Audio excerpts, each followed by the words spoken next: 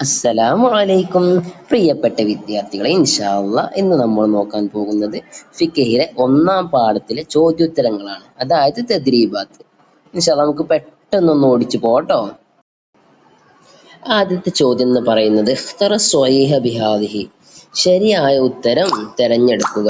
ഇഖ്തറ തെരഞ്ഞെടുക്കുക, അസ്വഹീഹ ശരിയായതിന്, ബിഹാദിഹി ഇതിൽ നിന്ന് ശരിയായ ഉത്തരം എന്താവാനാണ്, തെരഞ്ഞെടുക്കാനാണ്. അപ്പൊ ഒന്നാമത്തെ ചോദ്യം, പുരുഷന്റെ ഔറത്ത് ഡാഷ് ഏതാണ്? ആ തല മുതൽ കാല് വരെയാണോ? അല്ല. അപ്പൊ ഓപ്ഷൻ എന്താണ്? തെറ്റാണ്. രണ്ടാമത്തെ, മുട്ടുപൊക്കിളിനിടയിലുള്ള ഭാഗം. അത് ശരിയാണല്ലേ, മുട്ടുപൊക്കിളിനിടയിലുള്ള ഭാഗം പുരുഷന്റെ ഔറത്ത്. അതെ. മൂന്നാമത്തെ എന്താണ്? മുഖവും കയ്യും. അപ്പൊ അത് തെറ്റാണ്. അപ്പൊ അതിന് ശരി ഉത്തരം മനസ്സിലായല്ലോ. ഇനി അടുത്ത ചോദ്യമാണ്, നിസ്കാരത്തിൽ സ്ത്രീയുടെ ഔറത്ത് ഡാഷ് ഏതാണ്? നിസ്കാരത്തിൽ സ്ത്രീയുടെ ഔറത്ത്. സ്ത്രീയുടെ ഔറത്ത് പറഞ്ഞപ്പോ അവിടെ 4 രൂപം പറഞ്ഞിട്ടുണ്ട്. നിസ്കാരത്തിൽ പറഞ്ഞിട്ടുണ്ട്, അന്യ പുരുഷന്മാരുടെ ഇടയിൽ പറഞ്ഞിട്ടുണ്ട്, അതുപോലെ അന്യ സ്ത്രീകളുടെ ഇടയിൽ പറഞ്ഞിട്ടുണ്ട്. ആ രൂപത്തിലൊക്കെ പറഞ്ഞിട്ടുണ്ട്. അടുത്ത ക്വസ്റ്റ്യൻ ആണ്, പുരുഷന് അണിയൽ സുന്നത്തായ ആഭരണം ഡാഷ് ഏതാണ്? സ്വർണമോതിരം. പറ്റോ? ഇല്ലല്ലേ. വെള്ളിമാല പറ്റോ? ഇല്ല. ഒരു വെള്ളി മോതിരം. എന്തേ പറ്റുള്ളൂ? ഒരു വെള്ളി മോതിരം മാത്രമേ പുരുഷന് അണിയൽ സുന്നത്തുള്ളൂ. അപ്പൊ അതാണ് അതിന്റെ ശരി ഉത്തരം ട്ടോ. അടുത്ത ക്വസ്റ്റ്യൻ ആണ്, വസ്ത്രത്തിന്റെ ഏറ്റവും ശ്രേഷ്ഠമായ നിറം ഏതാണ്? ഏതാണ്?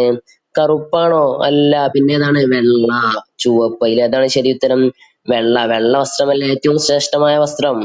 അടുത്ത ചോദ്യമാണ്, ബയ്യിനൽ അഹ്കാമ്, വിധികൾ വ്യക്തമാക്കുക. അവ ഹറാമാണോ ഹലാലാണോ കറാത്താണോ രൂപത്തിൽ എഴുതാനാണ്. അതിൽ ഒന്നാമത്തെ ചോദ്യം എന്താണ്? നെയ്ത ശേഷം കളർ ചെയ്ത വസ്ത്രം ധരിക്കൽ, അഥവാ തുന്നിയ ശേഷം കളർ മുക്കിയ വസ്ത്രം ധരിക്കുക. അതിന്റെ വിധി എന്താണ്? കറാഹത്താണ്. അതുപോലെ നരച്ച മുടിക്ക് ചുവപ്പ് മഞ്ഞ കളർ കൊടുക്കൽ പറ്റോ?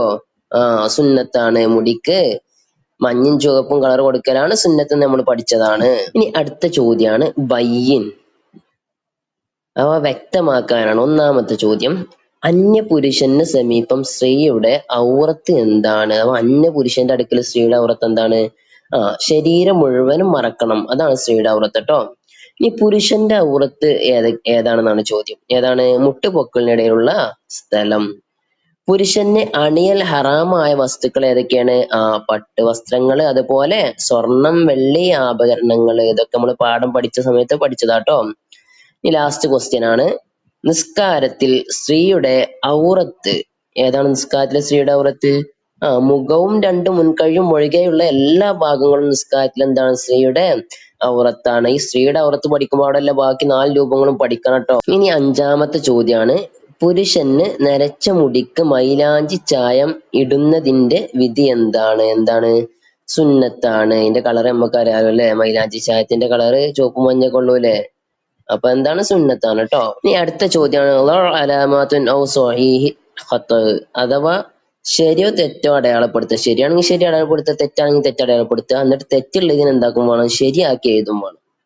ഒന്നാമത്താണ് അതില്, പുരുഷന് ചൂണ്ടുവിരലിൽ മോതിരം ധരിക്കുന്നതാണ് സുന്നത്ത്. ശരിയാണോ തെറ്റാണോ? തെറ്റല്ലേ. ചൂണ്ടുവിരലിലാണോ? അല്ല. ഏത് വിരലിലാണ്? ചെറുവിരലിൽ ധരിക്കുന്നതാണ് സുന്നത്ത്.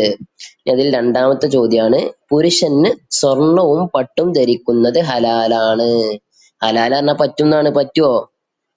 പട്ടും സ്വർണം പറ്റുമോ പുരുഷന്? പറ്റുവോ? ഇല്ല. എന്താണ്? ഹറാമാണ്. ഇതിൽ അവസാനത്തെ ചോദ്യമാണ്, ഔറത്ത് മറക്കാൻ ഒന്നുമില്ലെങ്കിൽ നഗ്നനായി നിസ്കരിക്കണം, അഥവാ വസ്ത്രം ഒന്നും ഇടാതെ നിസ്കരിക്കണം എന്ന്. അത് ശരിയാണോ തെറ്റാണോ? പാഠം ഇങ്ങനെ ആലോചിച്ച് ശരിയാണല്ലേ. നമ്മൾ പറഞ്ഞിരുന്നില്ലേ, ഔറത്ത് മറക്കാൻ ഒന്നുമില്ലെങ്കിൽ നഗ്നനായി നിസ്കരിക്കണം, ആ നിസ്കാരം മടക്കേണ്ടതില്ല എന്ന് പറഞ്ഞിരുന്നില്ലേ.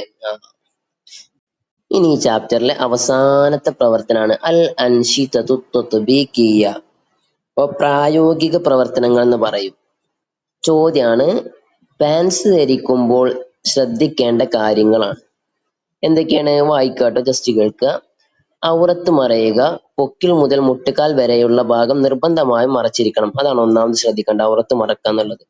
രണ്ടാമത്തത്, അമിതമായി ഇടുക്കം ഒഴിവാക്കുക, അഥവാ ശരീരാകൃതി പുറത്ത് കാണുന്ന വിധത്തിലുള്ള വല്ലാതെ ടൈറ്റ് ആയ പാൻസുകൾ എന്താവണം?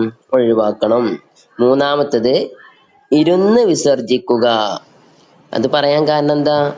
ഫാന്റ് ധരിച്ച് നിൽക്കുമ്പോൾ മൂത്രമൊഴിച്ചാൽ വസ്ത്രത്തിലേക്ക് തെറിക്കാൻ സാധ്യതയുണ്ട്. അതിനാൽ ഇരുന്ന് വിസർജിക്കുന്നത് ശീലമാക്കുക. കുറെ ആൾക്കാർ ഫാനിട്ട് വരും, എന്നിട്ട് ഓല് എന്തേ ചെയ്യുള്ളൂ, നിന്നിട്ടേ മൂത്രയിച്ചുള്ളൂ. അതൊന്നും എന്തല്ല, നല്ലതല്ല.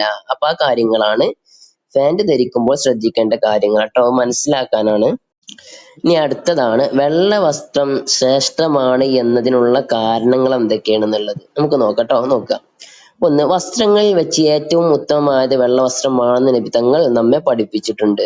ഖാല റസൂലുള്ളാഹി സ്വല്ലല്ലാഹു അലൈഹി വസല്ലം അൽബസു മിൻ സിയാബിക്കുമുൽ ബയാള ഫഇന്നഹാ മിൻ ഖൈരി സിയാബിക്കും. അവ വസ്ത്രത്തിൽ വെച്ച് നബി സല്ലല്ലാഹു അലൈഹി വസല്ലം തങ്ങൾ പറഞ്ഞു, നിങ്ങളുടെ വസ്ത്രങ്ങളിൽ നിന്ന് വെള്ള വസ്ത്രം നിങ്ങൾ ധരിക്കുക, തീർച്ചയായും അത് നിങ്ങളുടെ വസ്ത്രങ്ങളിൽ ഏറ്റവും ഉത്തമമായതാണ്. അതുകൊണ്ടാണ് വെള്ള വസ്ത്രം ശ്രേഷ്ഠമാണെന്ന് പറയാൻ കാരണം. ഒന്ന്. ഇനി രണ്ടാമത്തെ കാരണമാണ്, നമ്മുടെ പ്രിയപ്പെട്ട നബി സല്ലല്ലാഹു അലൈഹി വസല്ലമക്ക് ഏറ്റവും ഇഷ്ടപ്പെട്ട വസ്ത്രം വെള്ളയായിരുന്നു. അതിനാൽ വെള്ള വസ്ത്രം ധരിക്കുന്നത് നബി ചര്യയെ പിന്തുടരലാണ്, നബിയുടെ സുന്നത്താണ്. ഇനി മൂന്നാമത്തെ കാരണമാണ്, വെള്ള വസ്ത്രം ധരിക്കുന്നത് നന്മയുടെയും ശുദ്ധിയുടെയും അടയാളമാണ്. അപ്പൊ ഇങ്ങനെയാണ് ഈ പാഠത്തിലെ ചോദ്യോത്തരങ്ങളൊക്കെ. ഇൻഷാ അല്ലാഹ് നല്ലോണം പഠിക്കുക. ഓരോ ദിവസവും അതാത് ക്ലാസ്സുകൾ പഠിച്ചു പോയാല് നമുക്ക് പരീക്ഷന്റെ സമയത്ത് വലിയ പ്രയാസം ഉണ്ടാവൂല. അള്ളാഹു സുബ്ഹാനഹു വ തആല നമുക്കെല്ലാവർക്കും പഠിക്കാനുള്ള തൗഫീഖ് നൽകട്ടെ. ആമീൻ. അസ്സലാമു അലൈക്കും.